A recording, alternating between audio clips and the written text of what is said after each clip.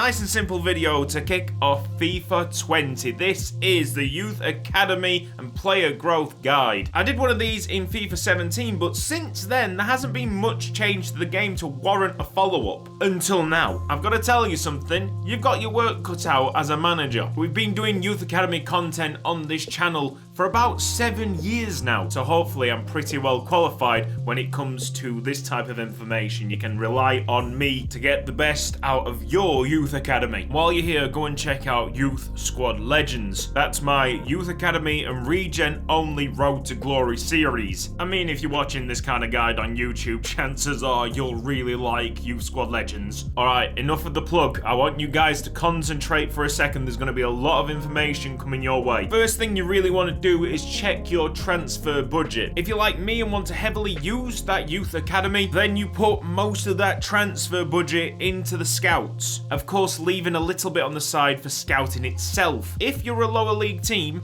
don't worry about the stars. That'll come with time. When you go up the divisions, you'll earn more money and you'll be able to replace the scouts that you've got. Your main target at the moment is to get 3 scouts. Even 1-star scouts bring back so many good players that this becomes crazy profitable. The nationality of the scout does not change the probability of bringing back a really good player. So I'll give you an example. We've got a German scout and a Danish scout. They're both the same quality. They're both going to scout Denmark. In some previous titles, the Danish scout would bring back better players. That isn't happening anymore. If you're in a situation where you need to make money quickly, you might be looking to try and scout more attackers. I get that. They are more expensive on a whole compared to defenders, goalkeepers, but really you want to be bringing up goalkeepers and training them. That position is so easy to train up. You'll be making millions in no time. Let's briefly talk about player types. Most of them are easy to figure out. Defensive minded, you're going to get a lot of defensive players, wing backs, centre backs, CDMs, physically strong. That covers a lot of the field except goalkeepers for some reason and wingers. Playmakers are your midfielders, the ones that can pass the ball well, have got good vision. Technically gifted, these players are better on the ball. We're talking wingers, we're talking central attacking midfielders, possibly strikers thrown in there as well. The winger player type is where the initial speed is. No surprise there, when you do scout for wingers, you usually get wingers. But that player type and the next player type that I'm going to talk about, attacker, they kind of swap around a bit. You get wingers in the attacker player role and you get attackers in the winger player role. Now, deep in FIFA's code somewhere, there are some regions that will more frequently bring back players of a certain player type. What I'm about to tell you is the numbers for FIFA 19, but I very much doubt they've changed it for FIFA 20. I won't go through all these marks because we might be here for some time. Big thank you to FIFA Career Mode Tips who posted this. I'll put the link down in the description. Let's go through the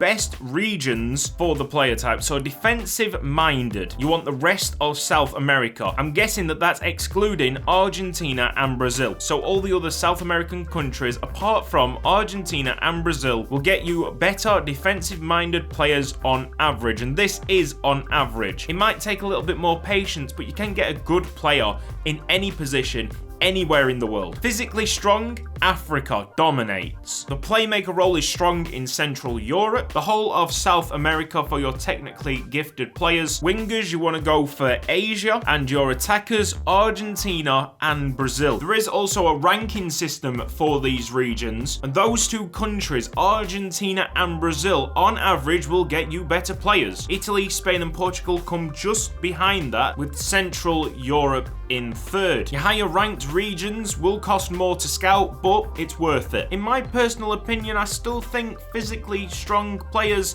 are the best. They have an advantage when it comes to physicality, and it covers a lot of the positions that you need. Moving on, the big day has come. Your scout reports have returned. They throw a lot of information at you, but it's really simple. Right here, there is a potential range, and you really should be looking at just one number, and it's what I refer to as the max potential. So without any training or any changes to dynamic potential, that number is the maximum overall this player can achieve in his career. Where there's a potential range, there's also room to fail. So many players that you sign up with a max potential of 90 or above, they're not going to reach that at all. So my suggestion is always aim high. You're going to get a load of max potential 90 plus. So only sign them up. Don't even think about signing up 89s, 88s. Forget that, unless the player has a significant overall range. If they could help out the first team immediately, then consider it. This is when I throw in one of the new features for this career mode. You're scouting, you find this really funny player with a great name, but he's just not got the right stats. Well, you can still bring him in. It's going to take a lot more work than your normal Youth Academy players, but thanks to the addition of dynamic player potential, you can now make him a superstar. But here's the kicker. One of the main factors in this new dynamic player potential